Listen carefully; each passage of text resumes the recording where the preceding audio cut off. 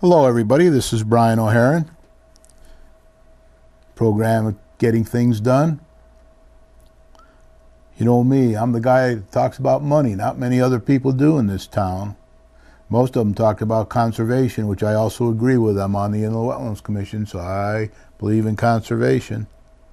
I also owned and ran a part of a company that specialized in making water quality instruments for sale around the world to some of the best conservation people in existence. Scripps, Woods Hole, Noah, Jacques Cousteau, all kinds of people. So I'm going to start out tonight with my comments. I have a few guests tonight, which I will introduce along the way. First thing I'd like to say is Happy New Year, 2011. I continue to delay my program, Planning for Success, the year-end financial report version, until I receive a copy of the auditor's report for fiscal 9-10. It is overdue, but should be available soon. When I do the financial report, I want to have the accurate statistics from the town. Right now, I have statistics available, but they're not sanctioned by the town, so I won't use them. There is some positive news tonight.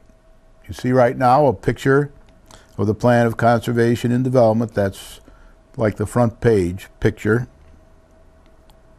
There's some positive news tonight concerning the 7th and 8th grade movement to Gilbert, and perhaps Gilbert's future.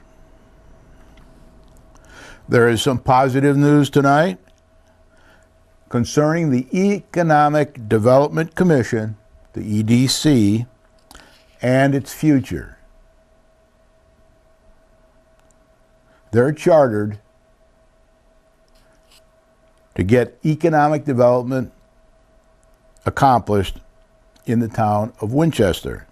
And they are the main driver for that activity. There is some concerning news tonight about the Plan of Conservation and Development, POCD, and its future. There is some news tonight concerning the new interim town manager, Mr. Paul Vayer, who's been here before, once or twice, and is back again for 4 months or so as the interim town manager. And perhaps he may apply again and win the job of permanent town manager. There is some discussion tonight about the concern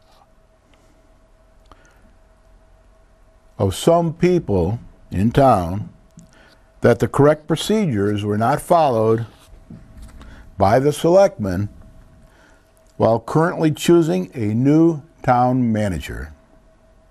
Maybe you saw that on television if you watch the selectmen programs. And then for the coup de grace tonight, Ralph Nader attended the last selectmen meeting and spoke during public comment. As you all know, he's a Winsted native who read half the books in the Beardsley and Memorial Library when he was in school here. He's run for president 4 or 5 times, but never made it. And he's done a lot of things in his life to help his fellow man, some controversial and some not. For what it's worth, I will address Ralph's concerns and comments tonight in an open letter to Ralph Nader. First, I would like to talk about Gilbert and bring you up to date on Gilbert. The move of 7th and 8th grade to Gilbert seems to be proceeding on schedule from the best information that I have available. A 3-year contract is presently being negotiated by the negotiating team, Board of Education and Gilbert. And I'm sure that that will come out all right when they're done. They're both bending over backwards, both groups. There was a scare recently where the Board of Education was discussing possibly retracting their decision to move 7th and 8th grade to Gilbert. But that fizzled and didn't work, so right now it's full steam ahead. Move 7th and 8th grade to Gilbert, and the move, to the best of my knowledge, is basically being coordinated and pushed and managed by Gilbert with Dr. Cressy and his team in charge. Now, I was going to go to a Board of Education meeting tonight and present them with a letter, but their meeting is canceled because of the snow, so I'll go to the next meeting. But I did send the letter off to the chairman of the Board of Education, Steve Sedlak of Gilbert, and Dr. Cressy of Gilbert. And the letter is concerning united support of Gilbert for an image needed to attract regional vouchered students to Gilbert from other nearby towns and cities in the future, similar to the way it was done years ago when Gilbert was a regional high school. Once 7th and 8th grades are moved, the cost per student is projected to be $11,000 a year rather than the current $16,000 a year. Now, these are approximate numbers.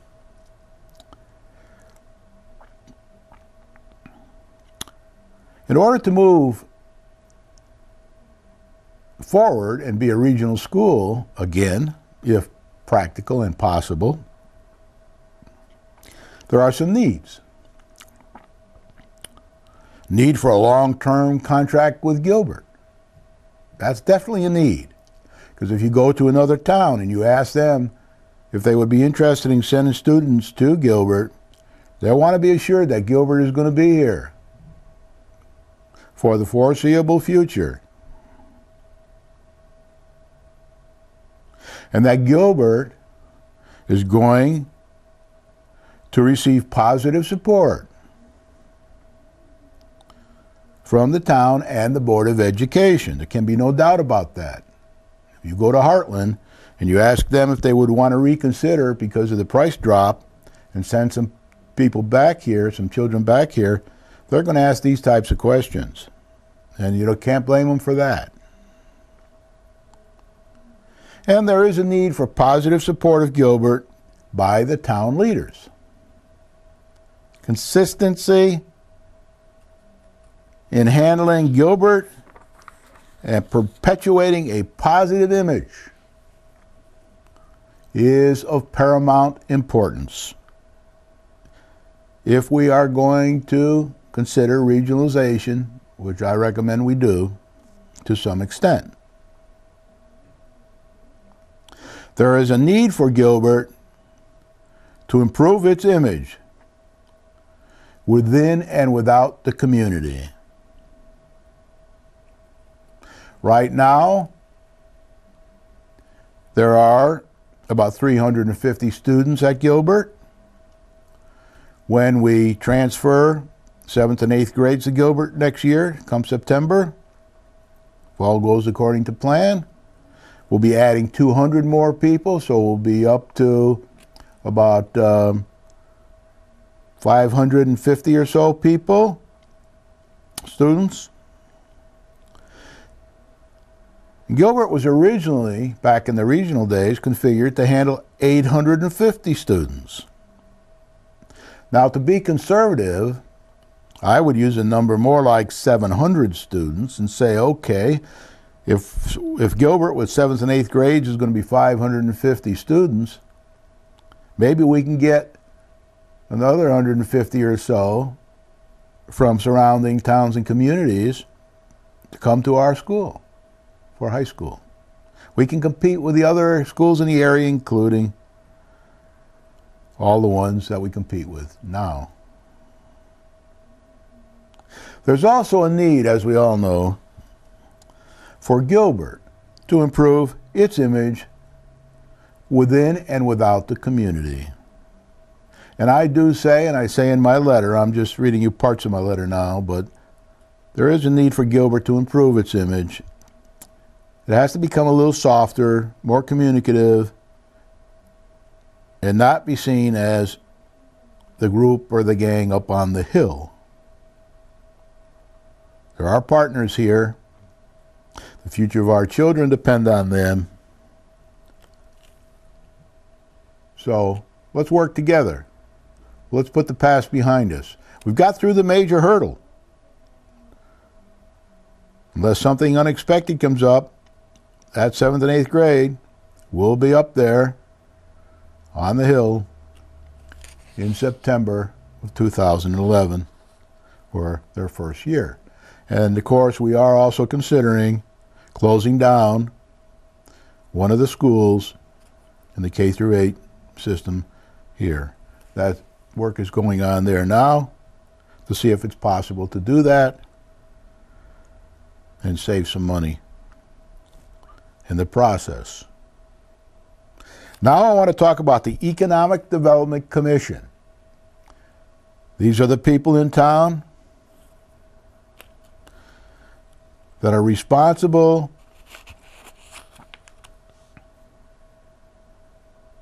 for getting us economic growth, adding to our grand list, preferably with more profitable, recurring, additional tax revenue. Now, of course, all the additions won't be additional profitable recurring tax revenue, because some of the buildings, some of the homes, and certainly the nonprofits will not pay the town in taxes more than they will cost the town.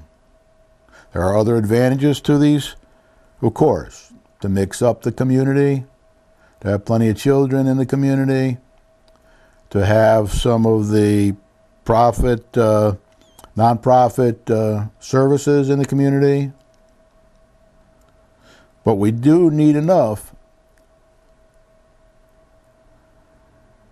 of the additional profitable recurring tax revenue to balance the spending and needs of our town, especially when we are in the hole already and fighting for our economic life.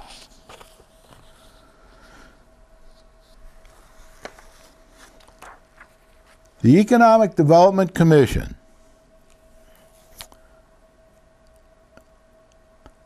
has just appointed a new chairman, William Pratt. He's been on the commission for a few years and has a history of being on and involved with other commissions in the state. He's very positive. He's a good communicator. And it looks to me, from what I've seen so far, is with a new lease on life here, he will be an excellent chairman. And we all need to get in and try to help him be a success, because our futures all depend upon it. With the new chairman and all the things that come with it, there is a new sense of urgency on the Economic Development Commission. There's a new sense of purpose on the Economic Development Commission. They have drafted a plan for the future, a mission statement, and all kinds of goals and objectives, and they've presented those to the selectmen, and now they're in the process of trying to begin to implement them. They're getting some new members on the commission. They're trying to balance it, and they're trying to get back in control of this situation. Some of the control has been usurped, in my opinion, over the last 4 or 5 years by Friends of Main Street, who are a good organization, but should be doing the things that they're chartered to do. Actually, they're not even in the charter, but the things that their people want them to do. And planning and zoning. Planning and zoning has been involved in activities that rightfully, and the selectmen that rightfully belong with the Economic Development Commission. So their power has been usurped. They are now trying to get it back. They're trying to do the job they're supposed to do and are chartered to do. And they all mean well, and they're all full of energy, esprit de corps. And I'm sure with your help and mine and everybody else's, they will succeed. They are producing more documentation now, minutes of meetings, recordings of meetings, status reports, all available for anyone to see. And they will also continue to operate by Robert's Rules of Order. And they've added a public comment section to the beginning of their meetings and to the end of their meetings, so anyone desiring can go in and make public comment at their meetings, which wasn't really a norm in the past, from what I am told. There's much more transparency now. There's no secrets. Everybody's sharing information as they resume their powers.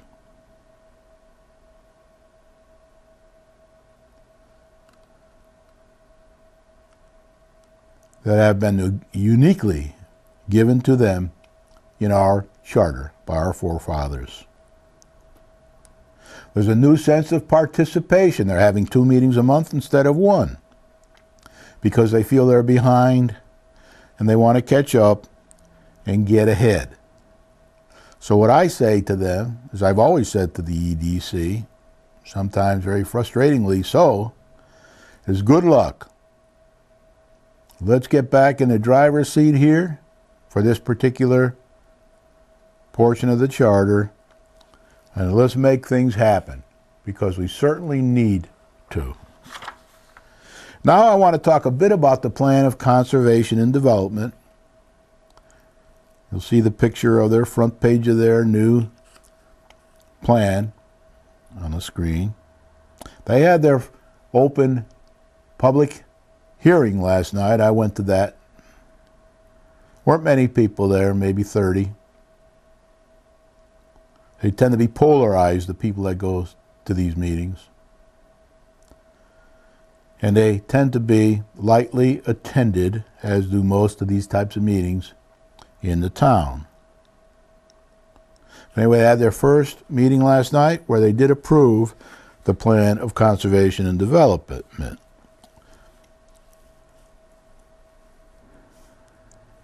During the public meeting, several people spoke. I spoke as well. Many in favor of the plan, and some in favor of the plan, but with reservations. The main reservation with the plan of conservation and development is that this plan is as green can be. And that's okay, as long as it's balanced by development. Enough development of industry, shopping malls, housing, and other activities that will bring enough profitable, recurring additional tax revenue to our town to help pay for the expensive green.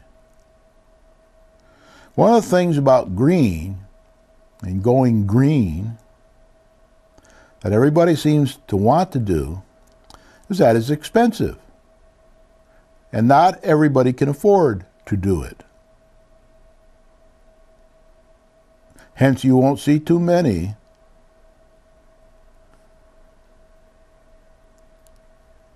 sun catchers on the roofs of houses in the town of Winchester, city of Winston.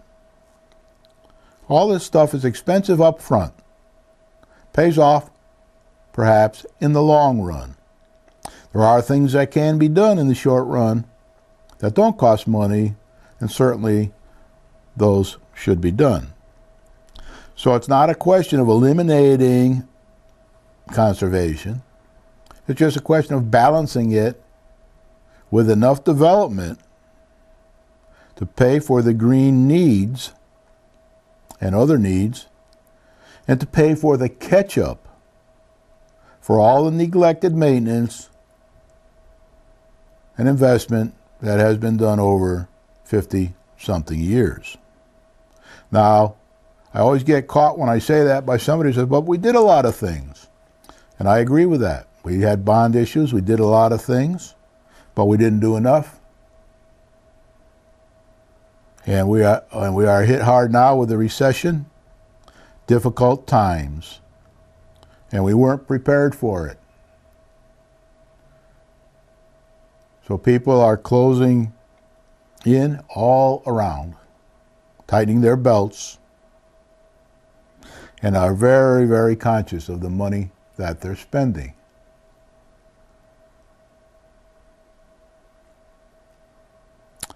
So when they approved the Conservation and Development Plan last night,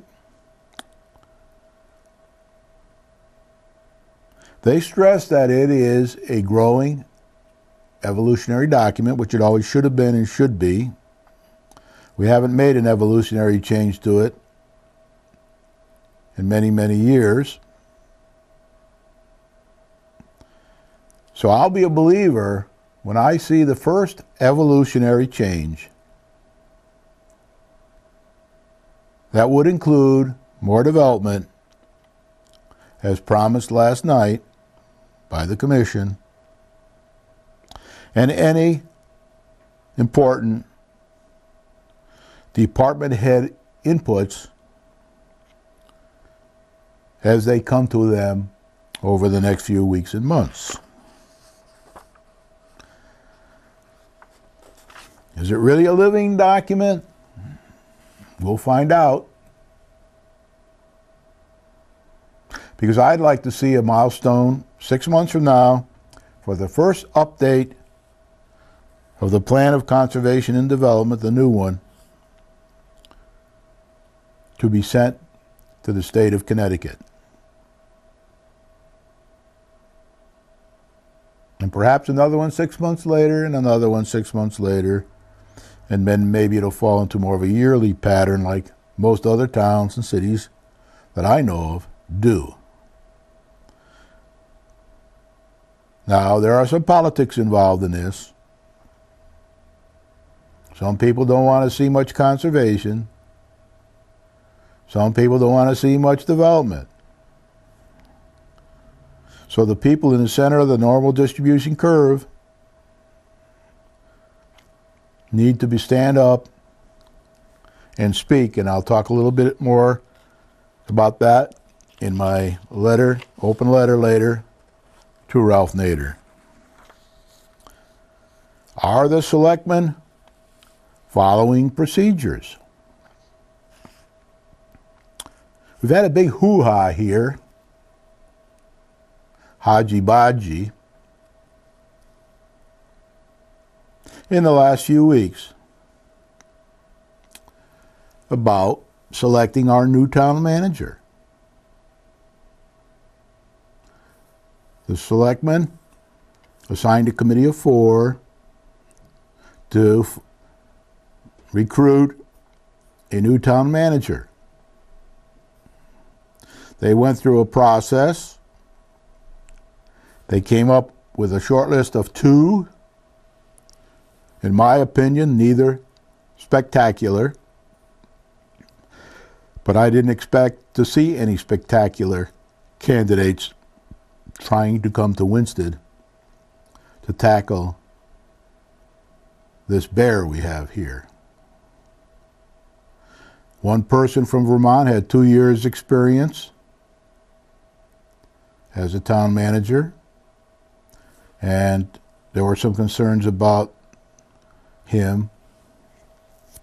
The other candidate was an older fellow with no town management experience at all. But they were the last 2 that were interviewed, and they were on the short list. For a lot of reasons that I don't totally understand, neither of these people were chosen. And the selectmen decided to hire an experienced town manager, Paul Vare, to come for 4 months from New Britain and be our interim town manager until we could conduct another search for a permanent town manager. The other town managers were also told that they could resubmit their applications in the next round. Well, that caused a bit of a furore because 2 of the Democrats didn't like to vote for this particular interim town manager and didn't do so. And one of them did raise concerns at a selectman meeting about following the procedures.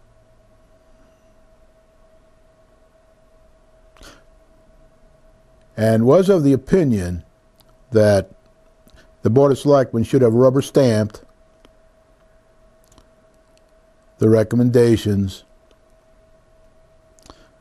of the committee and choose one of those people.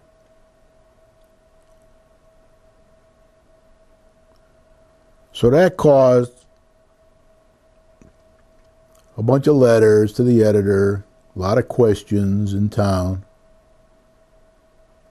And Ralph Nader to go to one of the selectmen meetings with John Gauger and question whether or not these selectmen did indeed follow the procedures. And in a way, he asked them to rethink the matter and perhaps explain, as I read in the newspaper, I didn't see him there, explain to the town why they did what they did. I'll talk a bit about that a bit more in my letter, open letter to Ralph Nader.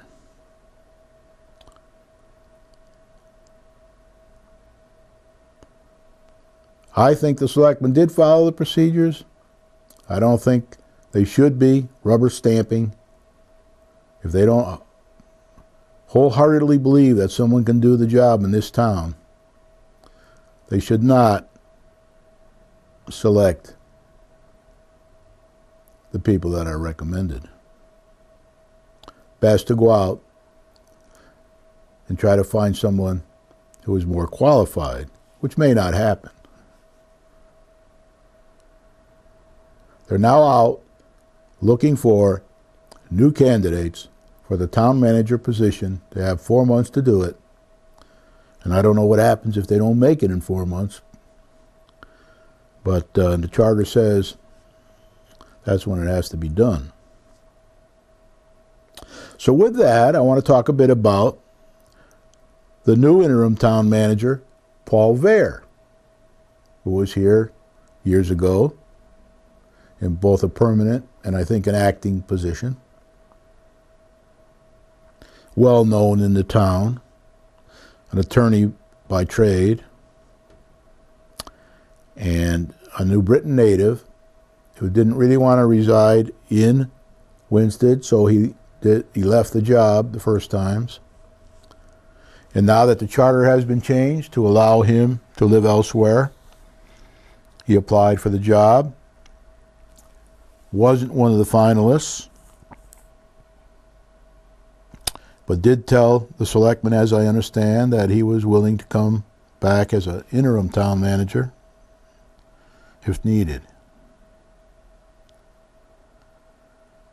So Paul Vair is here, started a week or so ago. And I went in to see Paul Vair because since I've been back here, residing in my home on Highland Lake, I've met all the town managers, interim and permanent. And I agreed with all the town managers, and they all agreed with me to a great extent. One of them said to me, "Brian, nobody ever talks about revenue in this town.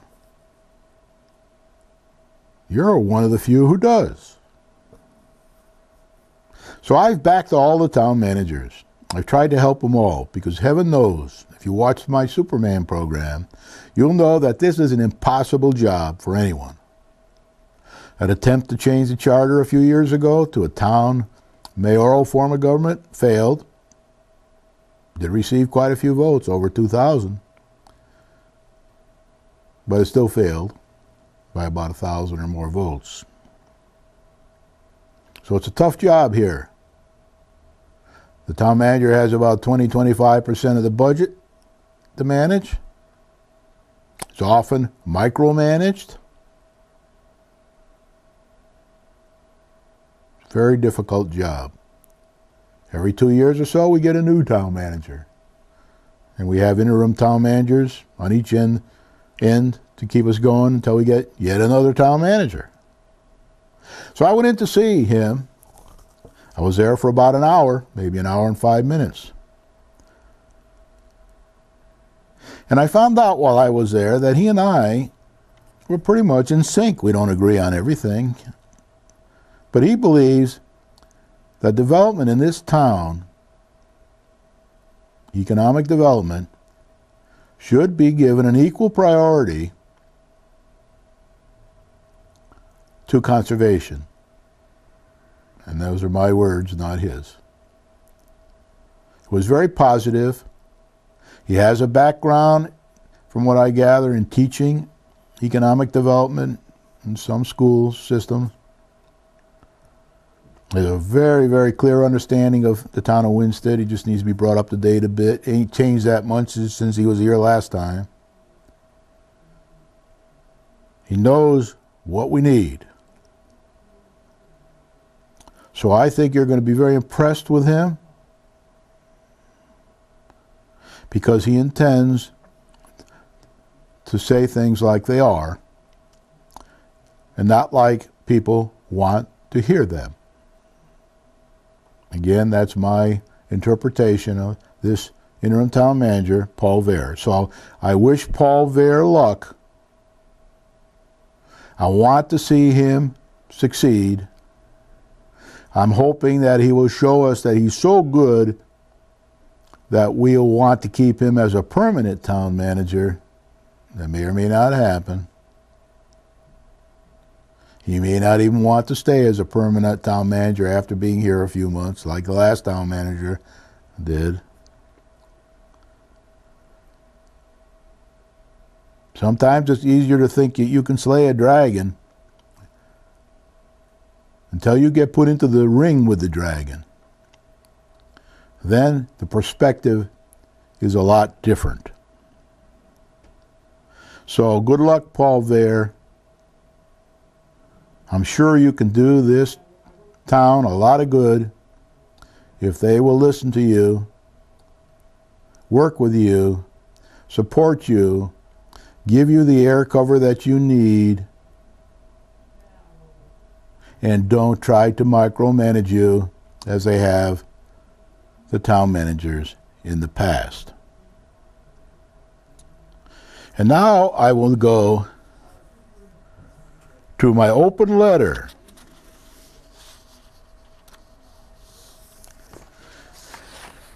to town native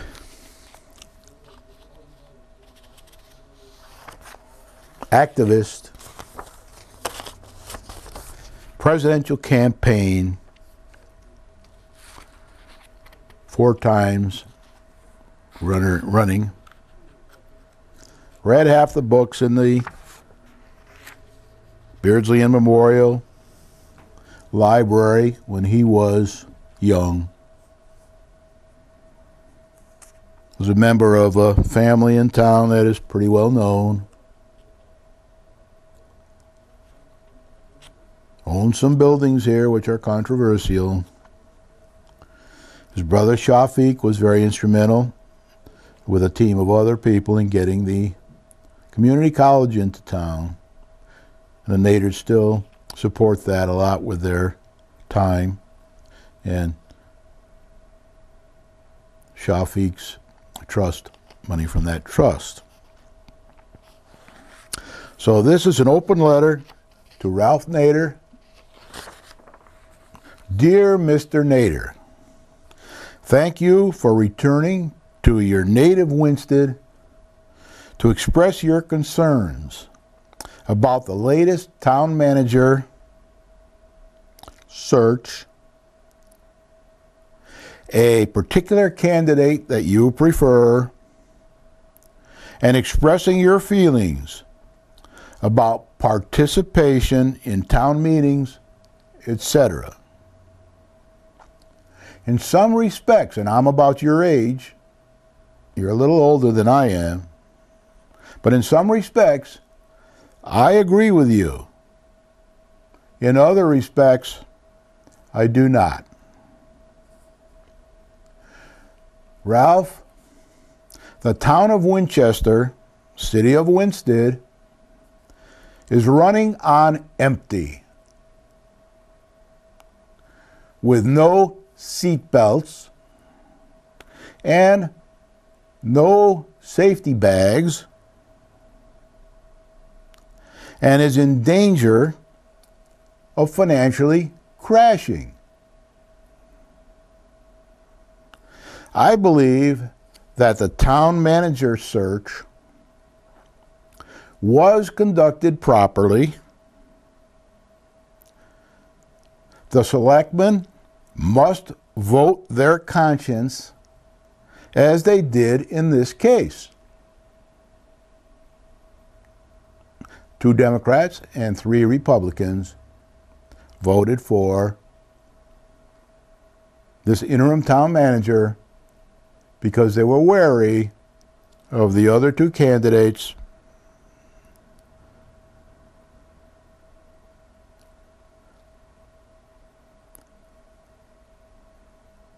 whether we like it or not. The selectmen must vote their conscience as they did in this case. The selectmen are not required, to the best of my knowledge, to be a rubber stamp for a committee recommendation, no matter how carefully the search and follow-up was conducted. The selectmen have the right to search again as desired, as long as they do it in the time frame. Having read a lot about your history over the years and read 1 or 2 of your books and some of your articles, I'm sure that you would be the last to recommend rubber stamping of committee recommendations by some elected public officials and 1 committee member that was appointed. In any case, it is not wise to install a town manager who does not have the initial support of the majority of selectmen, especially in your hometown of Winston, Connecticut, where town managers do not last very long for one reason or another. As I understand it, one of the dissenting selectmen has his right to comment during public comment and has a right to write letters to the newspapers providing that nothing discussed in executive session and people in the hallway during the executive session reporting hearing loud noises during the meeting of one form or another is mentioned publicly. As best as my knowledge is, if things are discussed in executive session, they should not be mentioned publicly.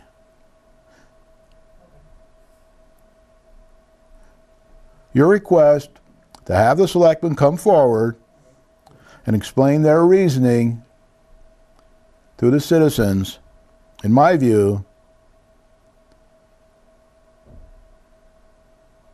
is a bit out of order. You have been reported as mentioning that more participation should be encouraged at public meetings, and I agree with you. In one of the books I read, I remember that your father used to take you to public meetings when you were young, very young. Perhaps your brother and sisters as well, I don't know. But I wouldn't expect that to happen today, because these meetings can get pretty rough and pretty brutal and are no place in many instances for children.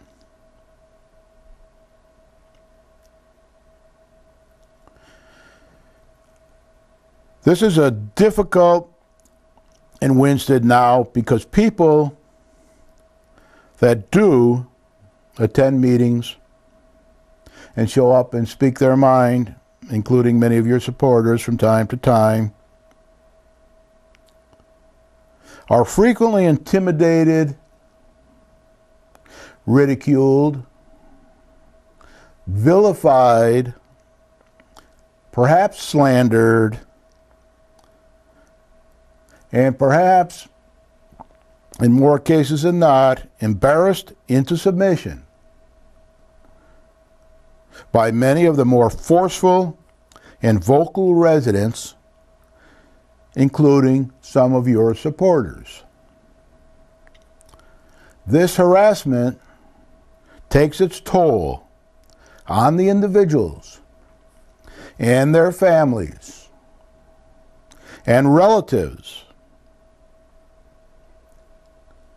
And in this day of public information, we have blogs with loose editing and unsigned personal comments. The information may be true or false, and often is false. And the information is distributed worldwide via the internet, perhaps to remain in existence forever.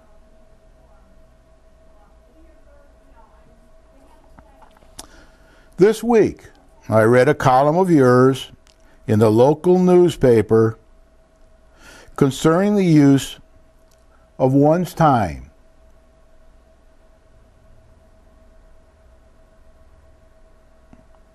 Mostly use of the computer and all the activities that people do today, including many of your supporters, texting, tweetering or whatever it's called, emailing, etc.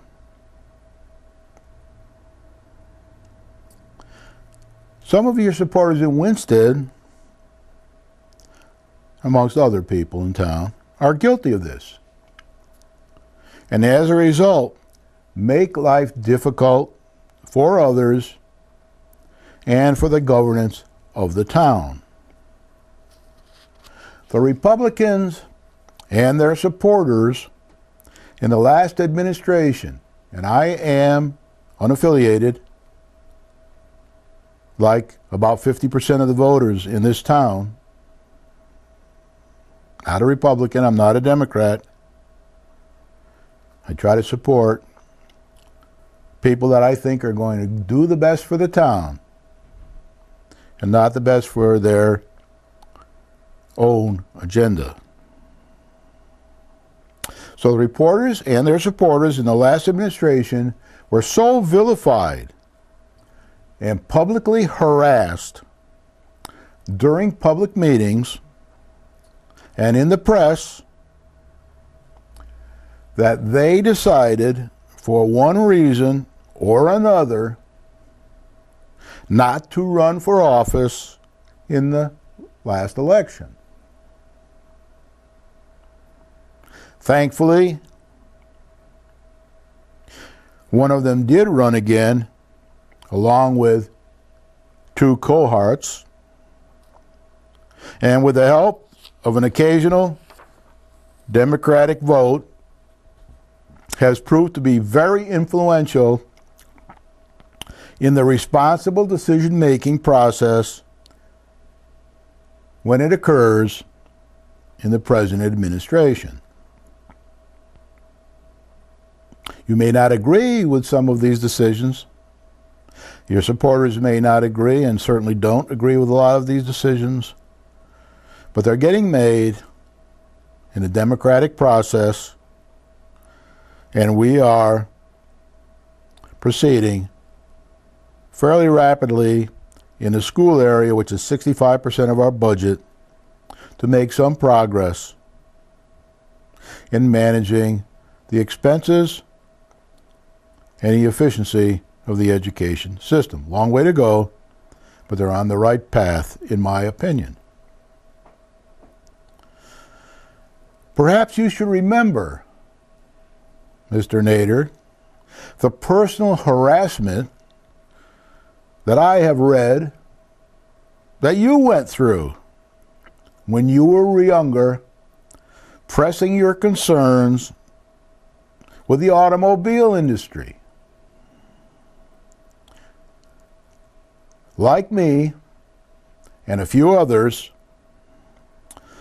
you have the constitution to persevere, and have done so through thick and thin,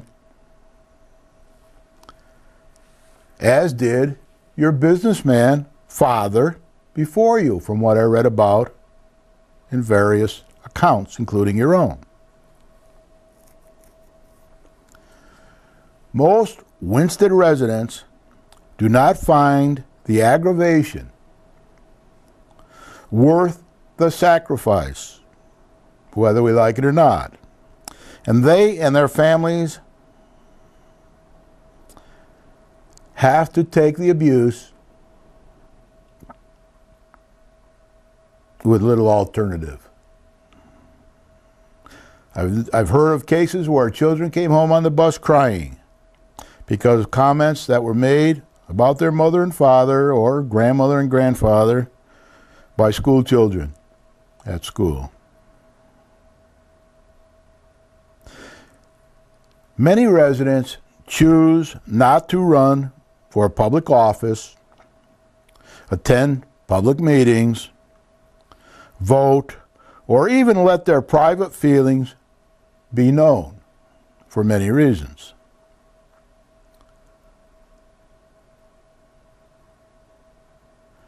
The Winsted businessmen today, and they're all good people, trying hard to earn a living and get by, in difficult times and circumstances in a difficult town that's very business unfriendly.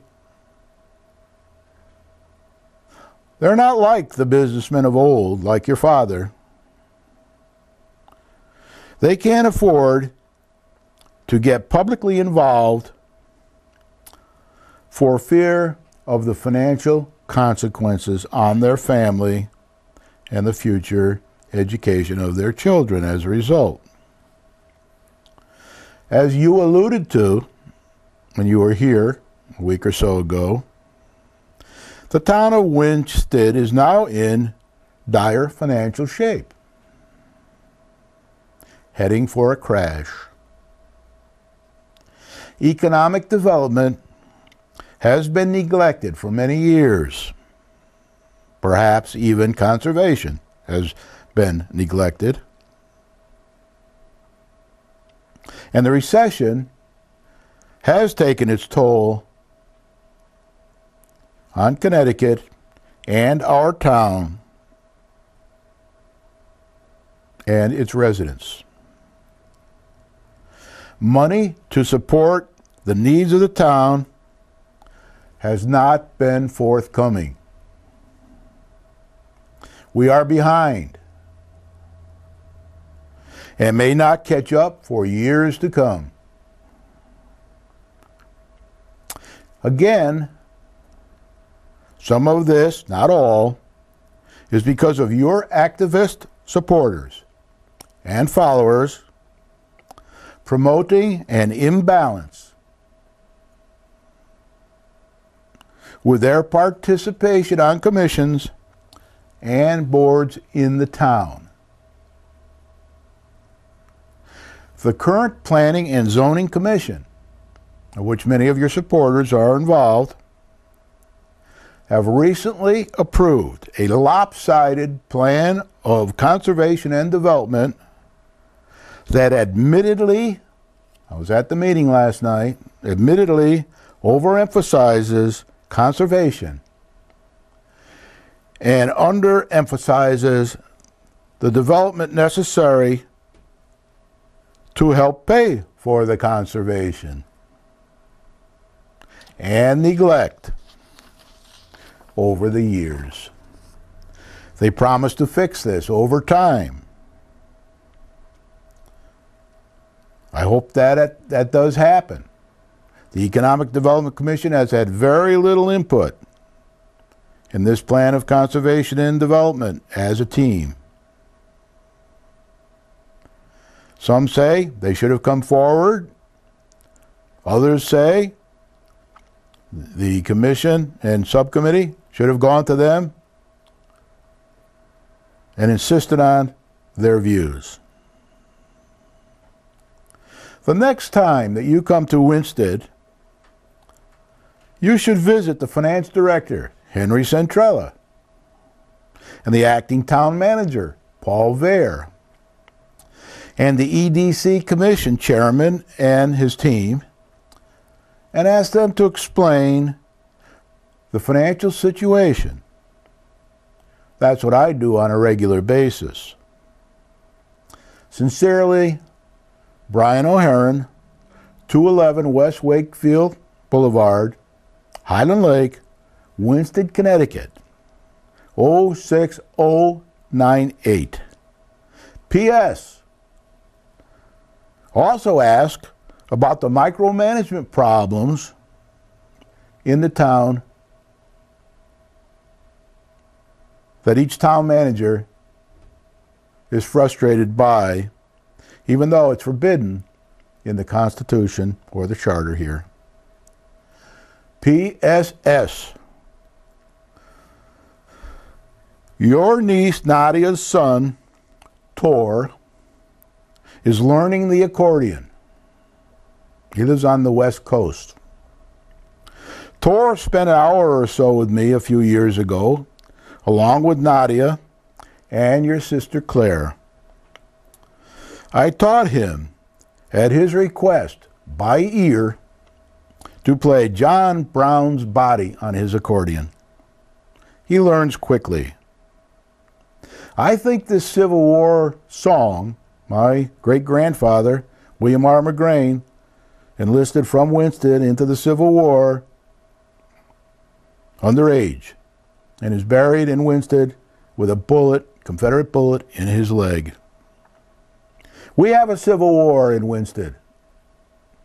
A civil war between the people that want development enough to sustain our growth and make up for sins of the past, and those that don't. You have people, perhaps, on either side of this argument that support you. But I think that most of the people who support you don't do a very good job at promoting the development piece of this puzzle. So the next time you see Tor, ask him to play the famous marching song from the Civil War, John Brown's Body. I asked Claire once what she thought of my participation in the town affairs, and she replied, "At least you are doing something."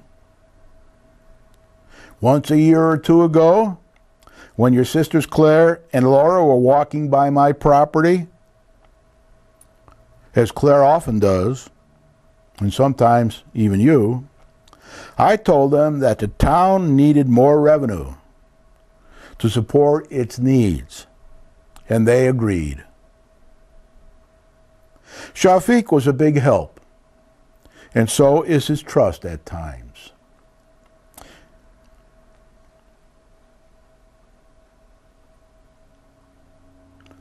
That's it for tonight. I'll be signing off now. Have a happy new year. And think about the discussions we had. And if you agree with Ralph Nader, show up at some of these meetings and express your opinions. But be ready to take it on the chin when you do. Thank you.